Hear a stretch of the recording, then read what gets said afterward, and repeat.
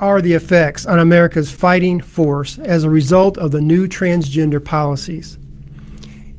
Imagine you have a daughter who wants to join the military to give back to the freedoms this country has afforded her, and in a small or large way to protect the Constitution of the United States. Not long after your daughter is enlisted, you get a call from them in deep despair, only to find out that they have been humiliated and forced to share and use the same bathroom facilities as a counterpart, and it gets worse. When she complains about it to her superior, she ends up getting reprimanded. Stay tuned as we delve into what are the effects of America's military readiness as a result of the new armed forces transgender policies.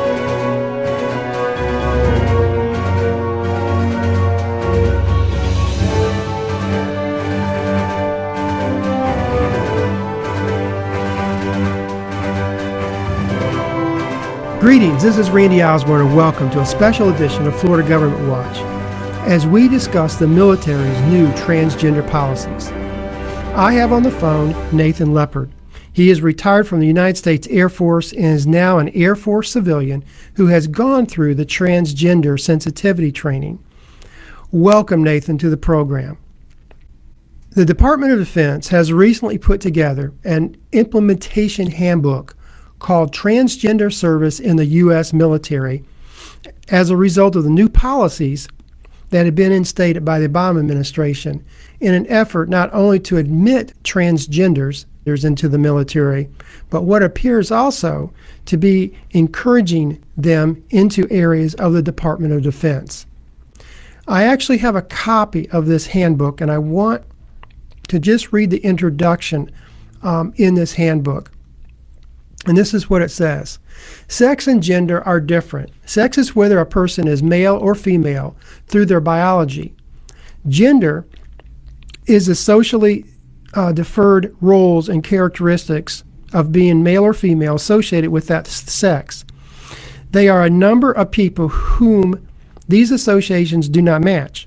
Feelings may arise, and adolescence may result in gender dysphoria. Sometimes people's identity does not match their sex at birth. Gender dysphoria is a medical diagnosis that refers to distress that some transgender individuals experience due to mismatch between gender and their sex assignment at birth. The condition can manifest in a person as strong and as persistent as cross-gender identification and discomfort, or a sense of inappropriateness in gender role of that sex. Transgender service members may have challenges centered on them, personal situation, or others unfamiliar with gender identity issues. Nathan, as a defense contractor, you've had to take this transgender training. What is your feeling, or what are you sensing that others in the military are sensing specifically about this new policy? They just find this is over the top. We hit the wall here, and I just cannot continue working in an environment like this. So I think you're going to see the full spectrum. There was one of the young ladies in my office in her late 20s, and this came up about a year ago when the Obama administration, it was in June of last year, that the SecDef announced that the policy was going to begin changing, that transgenders could serve openly, to be fully implemented by July 1st, 2017, which is coming right around the corner here fast.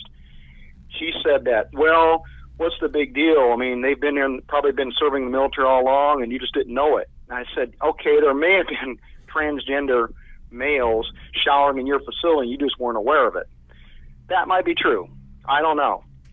But what happens when it's clearly evident that they're physiologically still just as much a male as they are calling themselves a female? What happens then? And, the look on her face was, gee, I never thought of it that way. So I think what's going to happen again is that as this plays itself out, young ladies especially of any kind of decency are going to start saying, I just can't do this. And so they may, opt to separate early, or as one of these articles addressed, it's likely that a lot of, dads and granddads are going to tell their, granddaughters and daughters not go in the military. it's not only going to hurt, I believe, hurt morale in the existing military, it may also reduce recruitment as it becomes more and more evident that these are the things that soldiers, sailors, airmen, and Marines have to face now. Not only do you have to worry about or contend with the stresses of going through military training and potential combat and loss of life and limb, but you also have to contend with this effort to use the military for social reengineering, which is really what this amounts to. Right. You know? Right. The I was reading through this handbook, and it goes through. It gives a chart of the process and what to do during that process, and the counseling involved and et cetera of what one would want to do as an officer on how to handle this entire process, and how it's a continuing education process. And I can't imagine how much money was spent on this. Every single soldier had to go through this type of process. Oh, correct. In fact, the one article here from Family Research, or from Fox News, said millions of dollars in training hours have been consumed already with lectures on how to deploy transgender personnel into war zones that have laws against that behavior. Military commanders should be focused on fighting wars, not on how to deal with transgender personnel. But so we've already spent a considerable sum of time and money just on trying to, begin the transition to this and how to deal with potential situations that may arise, which probably will arise. Right. So you think of that, millions of dollars spent when our primary focus is to fight war and win combat operations overseas for the United States and our allies, and we're having to spend this kind of money for this social reengineering for what really amounts to, I think, an extremely small percentage of our population anyway. Exactly. Well, the other thing is, as I'm ready, just kind of looking through this real briefly,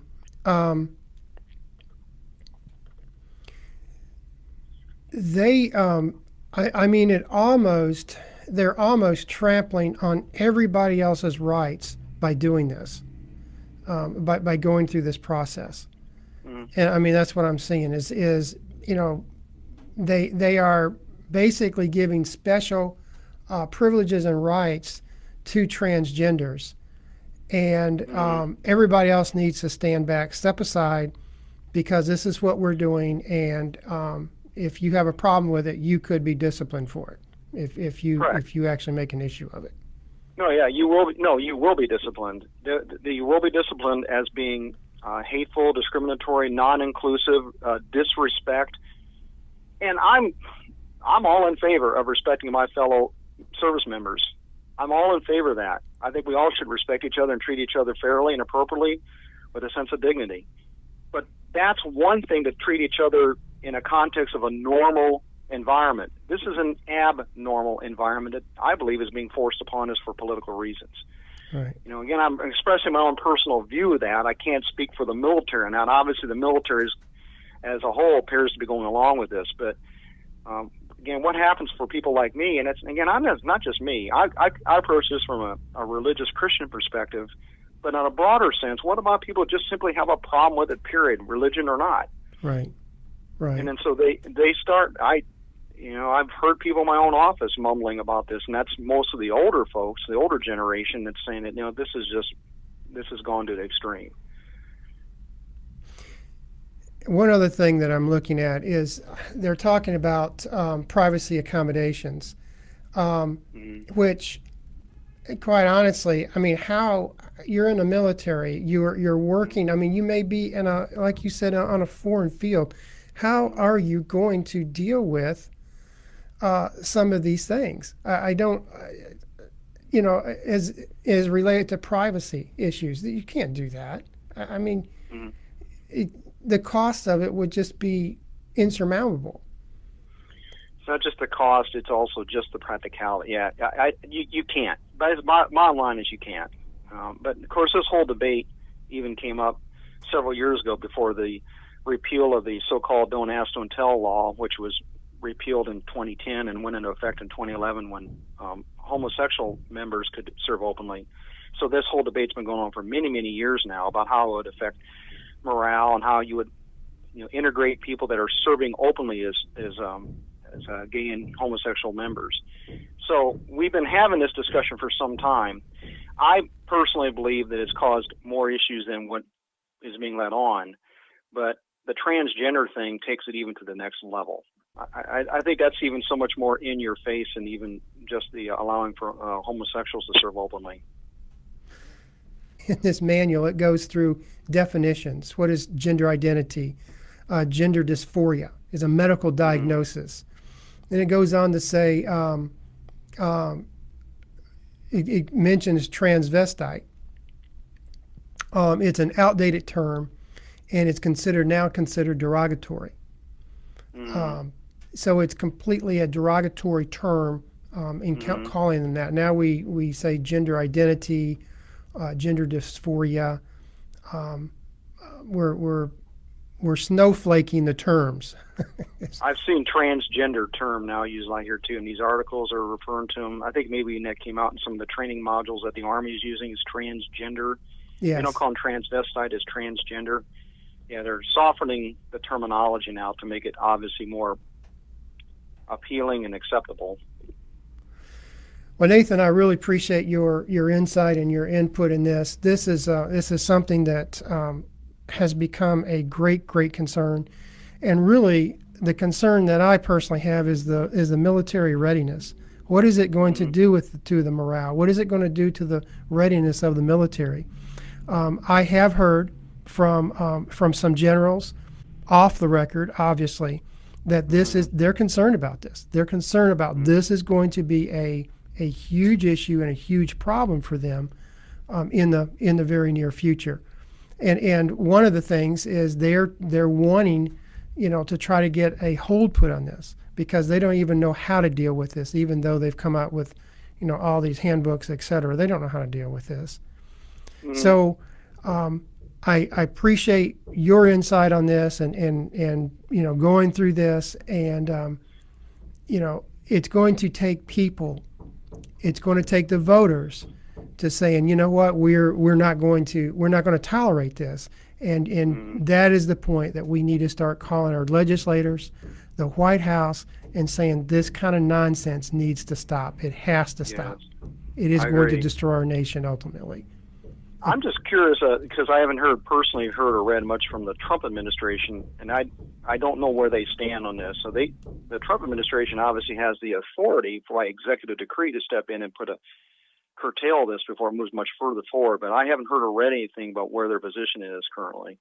And I'm guessing just based upon all the briefings that just came out in the last few weeks, including the one that I attended, it seems to be moving forward, but there doesn't seem to be any stopping it. Or slowing it down even. Right. Yeah.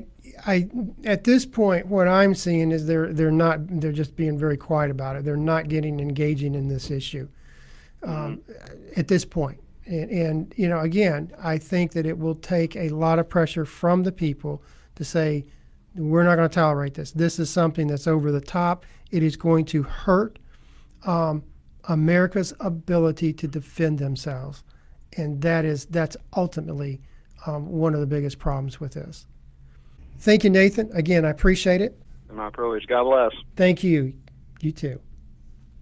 This effort by radical LGBT groups, along with the previous administration, have set a dangerous precedent that ultimately will weaken our nation's fighting force under the guise of free speech, while trampling on the right to privacy. This experiment in genetic engineering has no place in the military. And if this is a concern to you, please contact your congressman, your senator, and the White House to let your voice be heard on this issue. Our nation cannot afford this type of risk. This is Randy Osborne with Florida Government Watch, signing off. Until next time, God bless.